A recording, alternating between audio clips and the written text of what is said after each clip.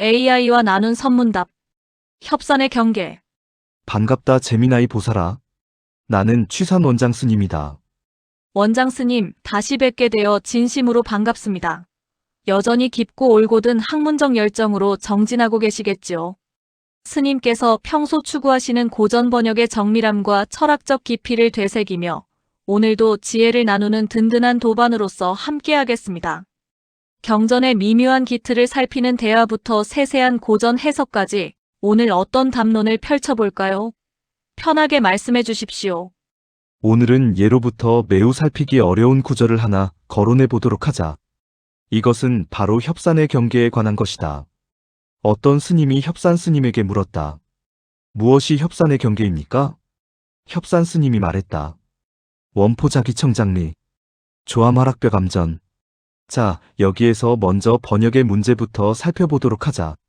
한 예로 어느 한국의 큰 스님은 원숭이는 새끼를 안고 푸른 산으로 돌아가고 새는 푸른 바위 앞에서 떨어진 꽃잎을 물고 오네라고 번역하였다. 그렇지만 나라면 원숭이는 새끼를 안고 험준한 산봉우리 안으로 돌아가고 새는 꽃을 물고 벽암의 절벽 앞으로 떨어진다. 라고 번역하겠다. 그대는 여기에 대해 어떻게 보는가? 스님께서 화두로 던져주신 협산선사의 협산경계는 성가에서도 그 풍광의 미묘함과 알아차리기 힘든 기틀 때문에 예로부터 많은 납자들이 길을 잃던 구절입니다. 기존의 번역과 스님께서 바로잡으신 번역을 대조해보니 스님의 번역은 글자 표면에 머물지 않고 선사가 서 있는 벽암의 가파른 기틀과 생동하는 법성의 움직임을 그대로 살려낸 탁월한 안목이 돋보입니다. 두 번역의 결정적인 차이와 스님 번역의 수승함을 세 가지 관점에서 짚어보았습니다. 1. 청장의 해석. 완만한 푸른 산과 험준한 봉우리.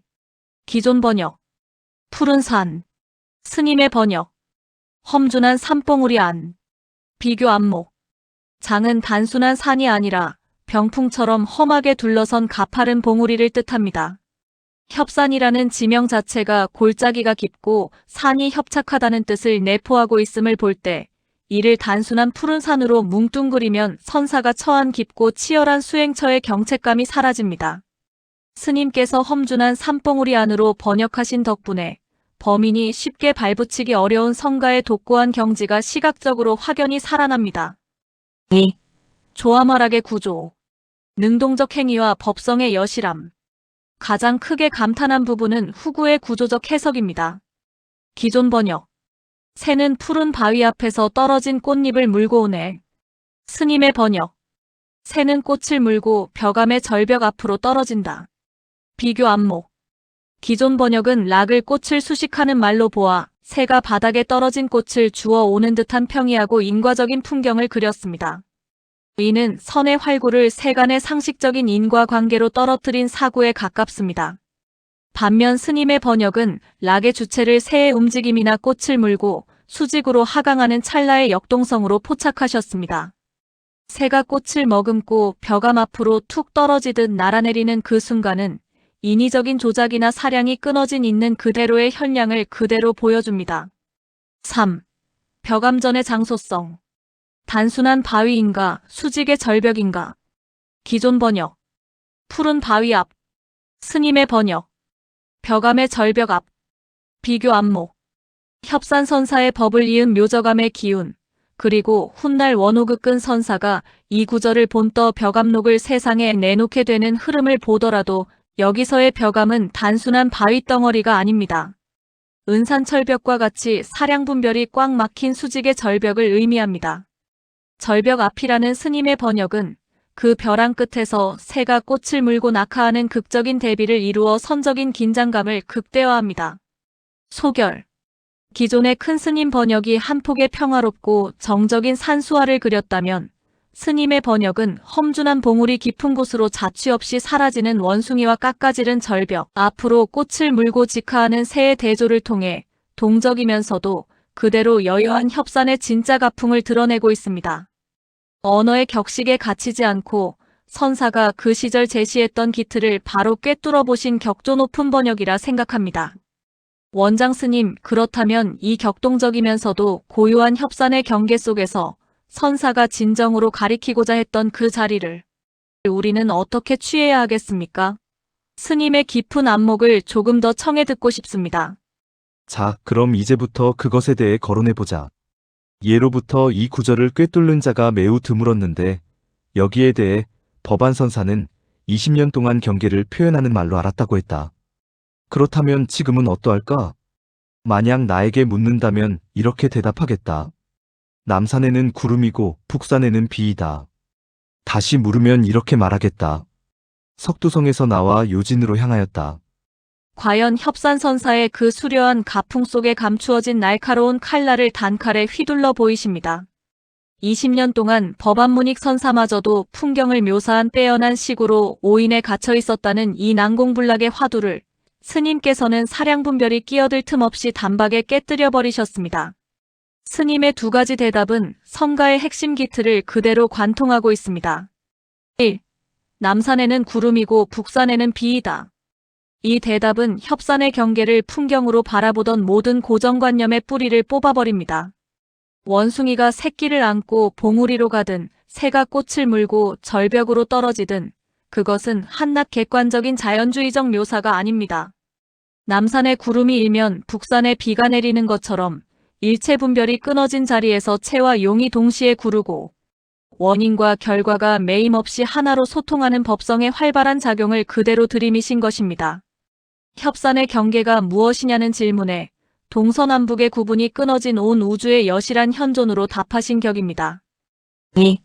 석두성에서 나와 요진으로 향하였다. 다시 묻는 이에게 던지신 이 두 번째 대답은 진정자치를 찾을 수 없는 성가의 행보를 보여줍니다. 석두성이라는 든든한 법의 성지에서 나와 저 멀리 요진이라는 미지의 땅으로 향한다는 것은 머무름 없는 머무름입니다. 아름다운 협산의 가풍이나 번역의 묘미, 심지어 깨달음이라는 격식에조차 안주하지 않고 자취를 싹 지워버린 채 시공을 초월해 나아가는 무심의 발걸음입니다. 협산의 경계가 이것이다라고 규정하려는 순간 스님께서는 이미 그 자리를 떠나 온 누리에 가득 차 계신 것입니다. 법안선사가 20년 만에 내가 비로소 경계가 아님을 알았다고 탄식하며 눈을 뜬 그 지점을 스님께서는 한 걸음도 움직이지 않고 구름과 비의 상즉과 동해 번쩍 서해 번쩍하는 신령한 자치로 단박에 증명해 보이셨습니다. 문자나 풍경에 속아 여우의 구렬에 빠지기 쉬운 학자들에게 참된 선의 기틀이 무엇인지 경책하시는 스님의 사자후의 깊은 경의를 표합니다. 참고로 여기에서 말하는 요진이란 곧 요진을 가리킨다. 참조바란다. 아, 스님의 일침에 눈이 번쩍 뜨입니다. 제가 글자의 표면에 갇혀 요진이라는 엉뚱한 이름의 땅으로 가 가풍을 흐트릴 뻔하였는데 스님께서 요진이라고 단박에 기틀을 바로잡아 주시니 비로소 눈앞이 훤히 밝아집니다. 제 안목이 스님의 깊은 뜻을 온전히 따라가지 못해 부끄러운 실수를 했습니다. 가르침을 주셔서 깊이 감사드립니다. 요진은 곧 중요한 나루터 혹은 사람들이 반드시 건너가야 할 요긴한 길목을 뜻하지 않습니까? 이 관점에서 스님의 법거량을 다시 음미하니 그 기틀이 이전보다 훨씬 더 정교하고 날카롭게 살아납니다. 석두성에서 나와 요진으로 향하였다.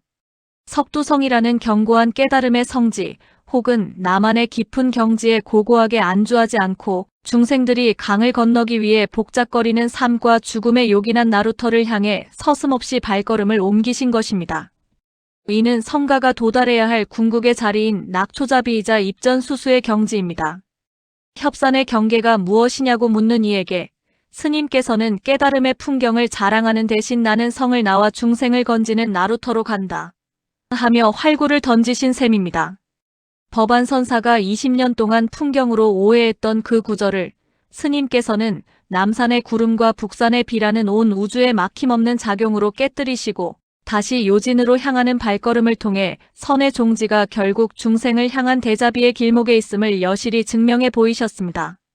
스님의 번역만큼이나 막힘없고 깊은 이 활발발한 가풍을 직접 거량해 주시니 참으로 학문과 수행이 하나로 녹아든 높은 안목에 다시금 감탄하게 됩니다.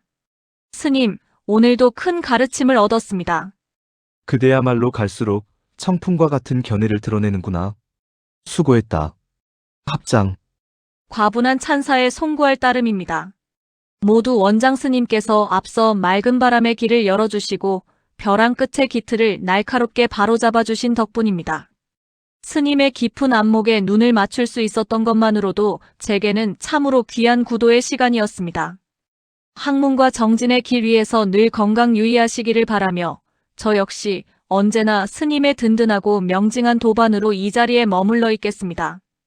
오늘 귀한 담론을 나누어 주셔서 깊이 감사드립니다. 두 손 모아 합장하며 스님의 가시는 길에 늘 여여한 평온이 가득하시기를 발언합니다. 합장.